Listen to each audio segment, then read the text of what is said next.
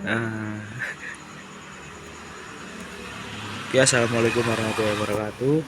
Sebelumnya perkenalkan, nama saya Dandra Pramudia Kusuma Hidayat. Akan mempresentasikan tentang penerapan algoritma genetika untuk optimasi pembelian sembako sebagai solusi dari knapsack problem. Nah, jadi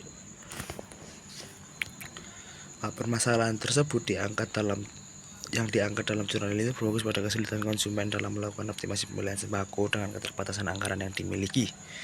Dalam kehidupan sehari-hari, pembelian sembako merupakan kebutuhan pokok yang harus dipenuhi.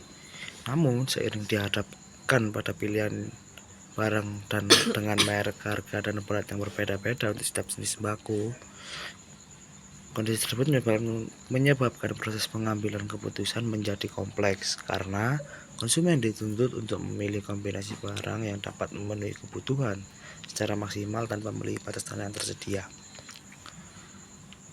Algoritma genetika dipilih sebagai pendekatan dalam penelitian ini karena kemampuannya meniru proses evolusi alami melalui mekanisme seleksi, crossover, dan mutasi, sehingga diharapkan dapat menemukan kombinasi pemilihan sembako yang optimal sesuai dengan batas anggaran yang telah ditentukan. Proses pertama yang dilakukan adalah menentukan data input.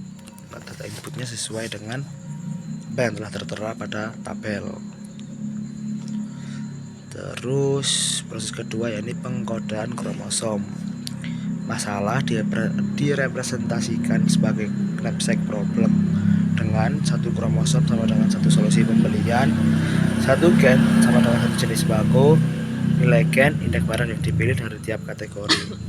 Struktur kromosom, panjang kromosom sama dengan 9 gen terdiri dari gen 1 beras, 2 gula, 3 minyak goreng, 4 daging ayam, 5 telur, 6 susu kental manis, 7 jagung, 8 mie, 9 garam. Penentuan jumlah individu. Nah, proses berikutnya ini penentuan jumlah individu. Jadi jumlah individu atau populasi awal ditentukan, yakni ada 5 individu dengan struktur kromosom populasi awal seperti yang telah tertera pada tabel. Inisialisasi populasi, yakni proses populasi awal dimulai dengan menentukan jumlah popses terlebih dahulu. Setelah mendapatkan nilai popses, kromosom-kromosomnya dihasilkan secara acak oleh sistem. Dalam kasus ini, inisialisasi populasi awal melibatkan pembuatan 5 popses sehingga terbentuk 5 individu yang diberi label K1 hingga K5. Perbedaan urutan gen menunjukkan variasi solusi jadwal yang akan dievaluasi kualitasnya.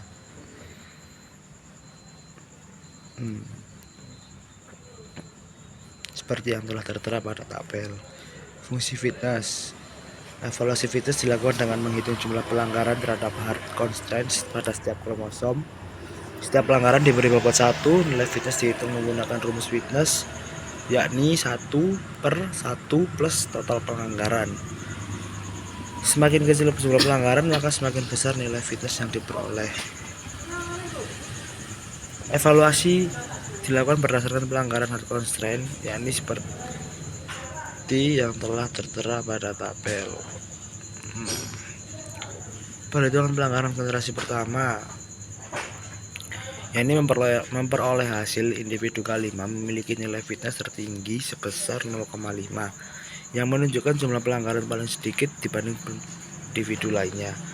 Proses berikutnya pemilihan parent, yang dimana menggunakan metode seleksi elitism yakni menentukan berdasarkan fitness tertinggi, dan parent yang terpilih adalah parent 1 K5 dan parent 2 K4. Proses ke-6 yakni crossover, menggunakan one point crossover dengan kromosom 1 dan kromosom 2 seperti sekian.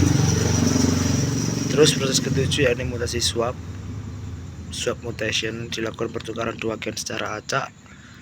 Mutasi anak pertama tukar gen 2 dan gen 8. Mutasi child kedua yakni menukar gen 1 dan gen 9. Nah, proses generasi kedua, pembentukan populasi generasi kedua seperti yang telah tertera pada tabel. Populasi fitness generasi kedua akhirnya mendapatkan hasil seperti yang telah tertera pada tabel. Seleksi parent generasi kedua, parent 1 memperoleh hasil G2K1 dengan fitness 0,5 dan parent 2 G2K4 dengan fitness 0,5.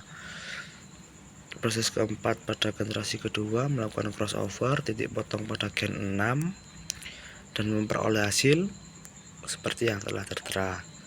Mutasi generasi kedua, anak pertama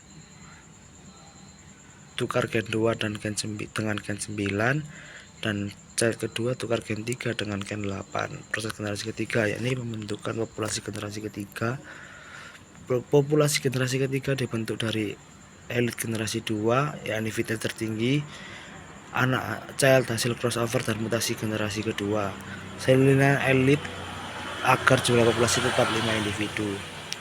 Populasi generasi ketiga memperoleh individu G3K1 elit terbaik G2K1 berasal dari G2K1 dan G3K2 diperoleh dari elit terbaik G2K4 seterusnya.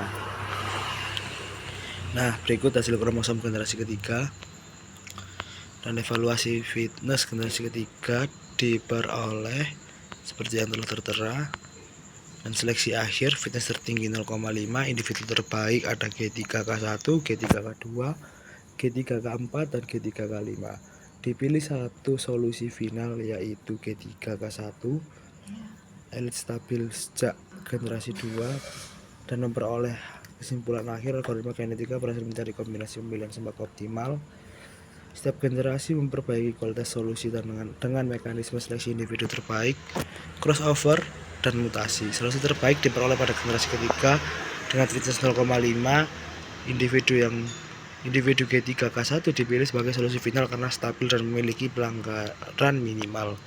Metode ini efektif menyelesaikan knapsack problem pemilihan sembako dengan batasan anggaran.